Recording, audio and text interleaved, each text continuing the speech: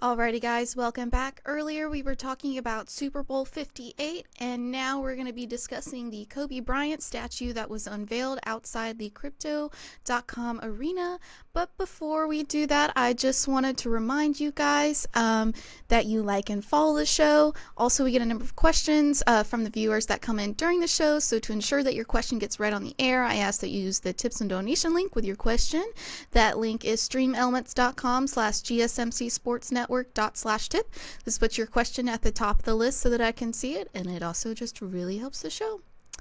Okay, can I add one more thing before you start? Yes. For the audience, if you like this show and you're getting to know Nelson here, check out that GSMC basketball podcast. Yes, shout Nelson out has to some the very unique basketball takes. podcast. Yes. 12:30 to 2 every single day. I love it. Getting that time in there. I like it. See, but he's saying 12:32. That's Eastern time. I'm over here thinking Greenwich Mean Time over here. It's 12:30 right now. So no matter what time Alrighty. zone, you're 12:30, you're in there already. Yeah. Alrighty, guys. Well, a Kobe Bryant statue has been unveiled outside the Crypto.com arena. Kobe Bryant's legacy has been immortalized, this time outside the house that Kobe built. The statue commemorating the late Laker star was unveiled Thursday outside the Crypto.com arena, formerly the Staples Center in downtown Los Angeles.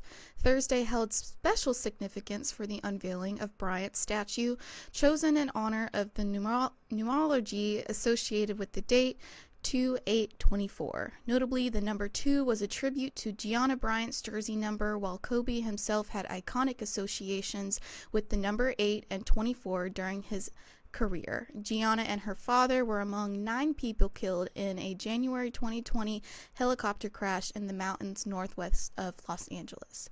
Before we start, I would like to acknowledge the other people who passed away in the helicopter crash.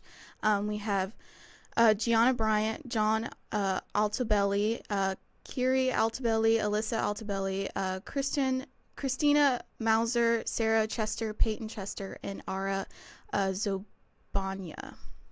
Zobanya, I believe. So. Okay. You know something, you just did something that I have not seen anyone else do. Yeah. And that is a lot of times people don't even realize that there was a lot more people that passed during that time than just Kobe and Gigi. So I love that you did that. Now, we're talking about Kobe and his legacy, the fact that they're retiring this and doing the statue. Kobe and Magic, I've always had this battle in my head. Who is my favorite Laker? And they've always been neck and neck to me. I love Kobe. Kobe has just been awesome. And the tragedy of losing Kobe was just a shocker. And my 2 all-time favorite players have 2 of the most heartbreaking, heart-crushing moments for me in sports. I remember when Magic came and announced that he had HIV, and thinking that you were going to lose Magic, and then actually losing Kobe. So for me, those are my Mount Rushmore of most loved basketball players. I love the fact that someone thought about, hey, if we're going to bring a statue up, bring it and represent the whole Bryant family. Gigi's number 2, then 8 and 24. I thought that was amazing. So Kobe, the thing with Kobe's had this amazing career. And I know, I've watched Nelson's show a million times, so I understand where he ranks Kobe. I always have a battle between Kobe, Kareem, LeBron, and Jordan, as in who's the number 1 player of all time. That's in my eyes, that's my big 4. And you can put them in any kind of order you want. But when you look at what Kobe, his legacy, his basketball legacy, it's unquestioned. But Kobe's post-career, he had a lifetime in a very short period of time. when he created the program where he kind of made his own little Shark Tank, helping out other investors in the area and investing in their businesses. I thought that was amazing. What he did with was it a not a was it an Emmy that he won with his production company? How he's helped mentor some of the great players in the NBA right now. His legacy is living on in so many of these players right now. I'm still in this one from you, Nelson, but I'm going to I would have brought it up as well, but I just heard you talking about this.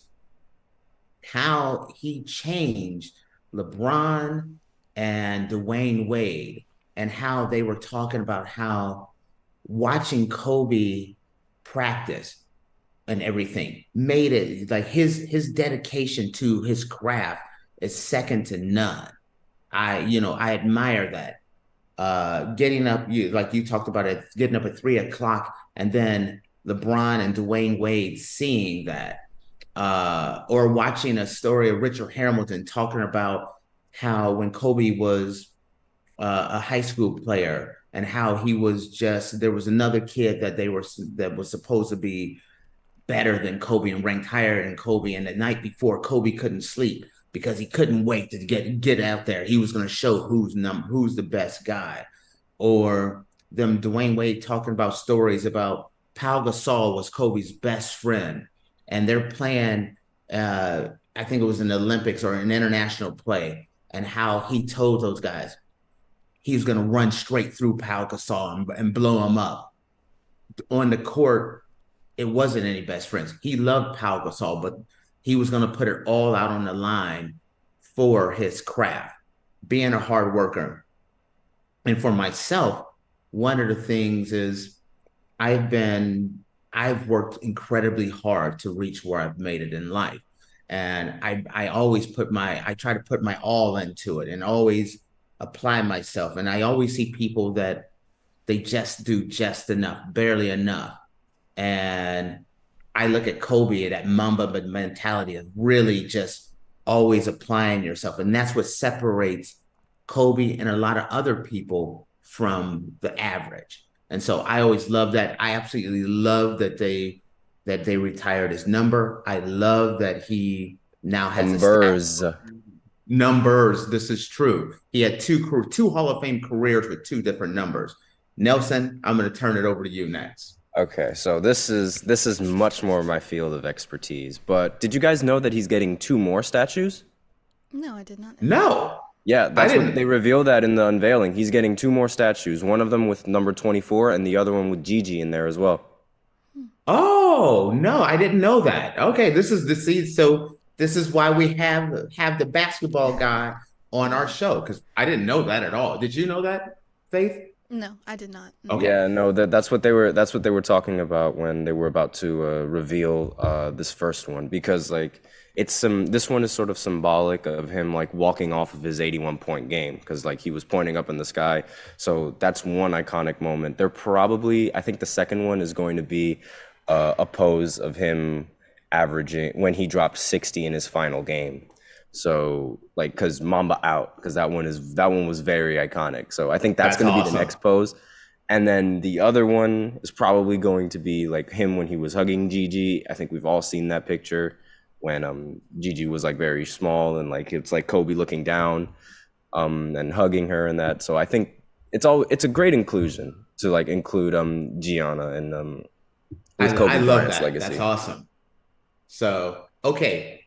You've talked about this on your show, but not on our show. So talk about your feelings of Kobe. Where does he rank as far as your favorite players? What are your favorite moments? All right. So Kobe was the entire reason why I even got into basketball. And I'm sure that could be said with a lot of people, but like he was the reason why I became like obsessed with the game of basketball. And like I know I'm usually a LeBron fan, but I'm not I'm a Kobe and a LeBron fan, but I'm not delusional. And like I know LeBron is like better, but Kobe is definitely up there. I got Kobe being I have him top 3, which is a lot of people don't like that. A lot of people don't agree with that whatsoever because my top 3 is LeBron, Michael Jordan, and then Kobe. But he's top Mine 3 is in my mine eyes. is crazy because I don't have Jordan in my top 3. Huh?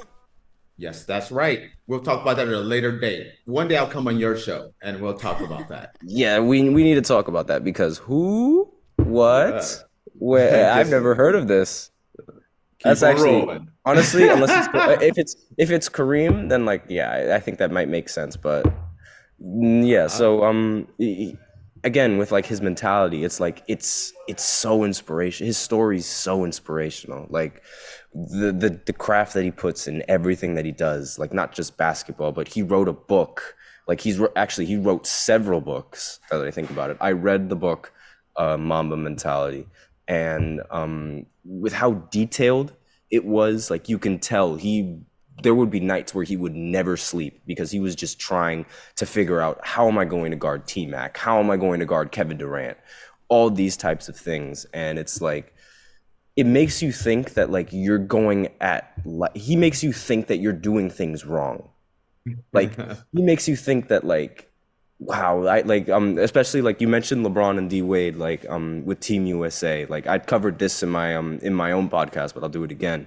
But essentially like when LeBron and D Wade, when they saw that Kobe was waking up at 3 o'clock in the morning to work out and to put work in, and it amazed them so much that they needed to like they had to be part of that. Like they needed to show Kobe that like they're also dedicated to their craft and they're also like, and that sort of it changed their whole perspective on how they worked out and how they thought the game worked, because it was like, Jesus, Kobe's waking up at 3 o'clock in the morning, doing all these types of things, working out, and I'm sitting here sleeping. Like I should be in the gym with him, especially since they were on a mission, like trying to bring back the gold to Team USA. They were called the Redeem Team for a reason, and like he makes you think that like you're going about life completely wrong. Like if you're not more dedicated than me, what are you doing? See, and for a guy that starts his day at 3, 4 in the morning every day, I understand this. It's like, how does he Totally. sleep? No, I'm just saying that's me. I How start do my you day at 3, sleep? 4. I don't sleep. I'm a He vampire. doesn't sleep. I don't sleep. Jesus. I was at the, most times I'm at the office until 9, 10 in the morning at night, sometimes later, and then I'm up by 3, 4. Like I've slept. If I'm up at 4, I've slept in. And Faith is the opposite. Yeah. Oh my God. Since starting this show, I get up at 5 o'clock every morning, and so I am in bed by like 8. So I'm like big granny now. Yeah, it's a little bit difficult with me because like there's constant games going on right now, like with NBA basketball. So like with that in mind, it's like I gotta stay up, and I stayed up watching. I watched half of the Lakers game. I didn't watch the entirety of the Lakers game just because like I had to be up so early. But normally I would watch till the end, just so I could like see the results, because I do recaps on my show. So like to get a better idea of like where the team should be going, like, and their projections and like things of that nature. Now, Faith, how do you feel about about the statue and everything of Kobe? I think it's a nice tribute to honor him. I don't really watch basketball. I'm gonna try to get better about that, especially now that I work on a sports That's podcast. one of our assignments, is to get Yeah. a little into that basketball. But for me, I remember I believe I was in class one day when that news got out that he had passed away, and campus was silent. Honestly, it was just like, Yeah. it was insane that it happened. And honestly, I feel like that was just the start of a really terrible year, because that was when the pandemic happened as well. And so I think it's a great way to acknowledge Kobe Bryant and all that he has done. But also I feel like it's kind of a little bit of a tribute to the really crappy year we had too, honestly, in my opinion. here's a weird thing about this. I had flown into Los Angeles. It was shortly after Kobe had passed. Mm-hmm. And I remember there was a newspaper. It just was sitting on a table and I grabbed it. And I looked at the newspaper and it was about Kobe's passing. And there was an article about there was 5 cases of COVID that had been caught in the US. Mm-hmm. 5. And you're kind of right. It did start this snowball of all this crazy stuff that happened that year. Mm-hmm. So, an interesting take. Yeah. All right. Do you want to say your sad goodbyes to our brother from another now over here, Mr. Nelson? I mean, now is actually like, Jesus, it's 8 o'clock almost around here. So yeah, I guess it's goodbye for now. I mean, I'm going to be live at 12:30 again. Obviously, I'm going to be talking about the trade deadline, the results of the trade deadline, and I'm going to bring up the Kobe statue as well, along with the Lakers game that recently happened.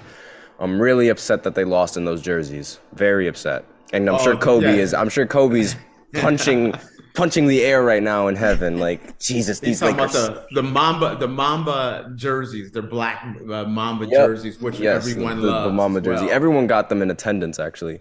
I didn't know that. That's awesome. So yeah, they got number 8.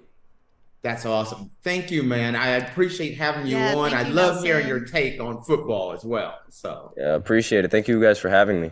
Yeah, of course. All right, guys. Well, with that, we're going to take a quick break. And when we come back, we'll be discussing food that is available in the U.S. but banned in other countries.